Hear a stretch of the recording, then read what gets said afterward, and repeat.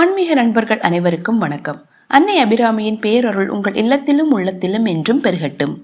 வாழ்க்கையில் அரசாங்க வேலை கிடைக்க வேண்டும் என்ற நீண்ட நாட்களாக காத்து கொண்டிருப்பவர்கள், போட்டித் தேர்வுகளுக்கு தயாராகி கொண்டிருப்பவர்கள், அல்லது அரச வழியில் ஏதேனும் ஒரு காரியம், வழக்கு, கடன் ஒப்புதல், சொத்து சம்பந்தப்பட்ட விஷயங்கள் தடையின்றி முடிய வேண்டும் என்று தவிப்பவர்கள் துதிக்க வேண்டிய உன்னதமான பதிகம் இது. அபிராமி பட்டர் அருளிய அபிராமி அந்தாதியின் இந்த 91வது பாடல் அரசு காரியங்களில் இருக்கும் அத்தனை முட்டுக்கட்டுகளையும் உடைத்தெறிந்து நமக்கு சாதகமான வெற்றியை தருவதோடு சமுதாயத்தில் மிகப்பெரிய அந்தஸ்தையும் அரசு மரியாதையையும் பெற்று தரக்கூடிய மகா சக்தி வாய்ந்த அரசயோக துதியாகும். வாருங்கள் பாடலை பார்ப்போம். மெல்லிய நுண் இடைமின் அணையாளை விரிசடையோன் புல்லிய மென்முலை பொன் அணையாளை புகழ்ந்து மறை சொல்லிய வண்ணம் தொழும் அடியாரை தொழுமவர்க்கு பல்லியம் ஆர்த்தெள செண்பகடு ஊறும் பதம் தருமே.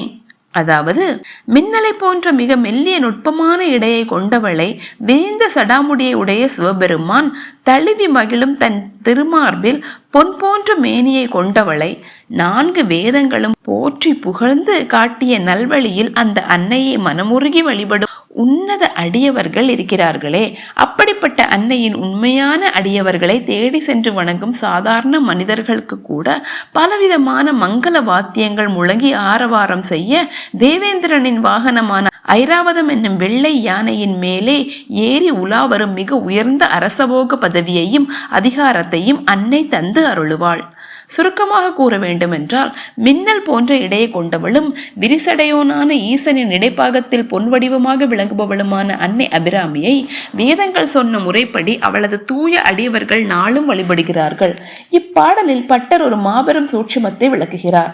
அன்னையை நேரடியாக வணங்குவது ஒருபுறம் இருக்கட்டும், அவளது உண்மையான அடியவர்களை யார் ஒருவர் மதித்து வணங்குகிறார்களோ அவர்களுக்கு அன்னை இந்திர பதவியே தந்து விடுவாள்.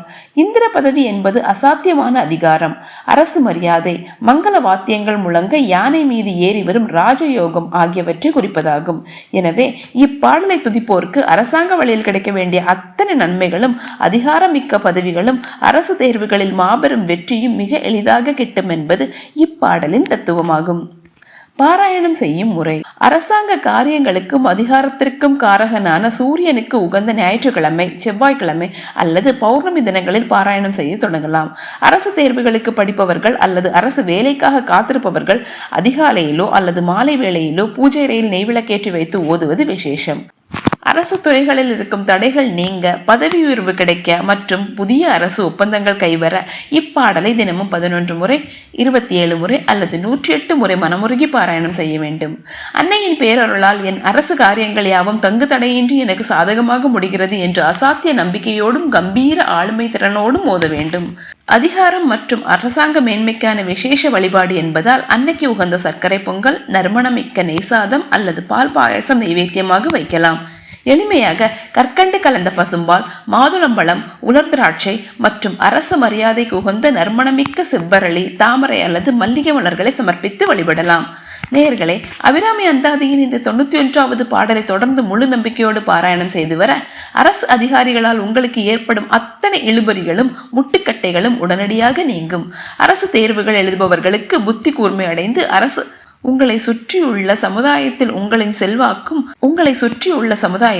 உங்களின் சொல்வாக்கும் அதிகாரமும் உயர்ந்து அன்னை அபிராமியின் பேரருளால் உங்களுக்கு கிடைக்க வேண்டிய ராஜயோக வாழ்வும் அரசு வழியிலான சகல வெற்றிகளும் உங்களை தேடி வரும் என்பது திண்ணம். மறக்காமல் சேனலை சப்ஸ்கிரைப் செய்யுங்கள். நாளை 92வது பாடலோடு உங்களை சந்திக்கிறேன்.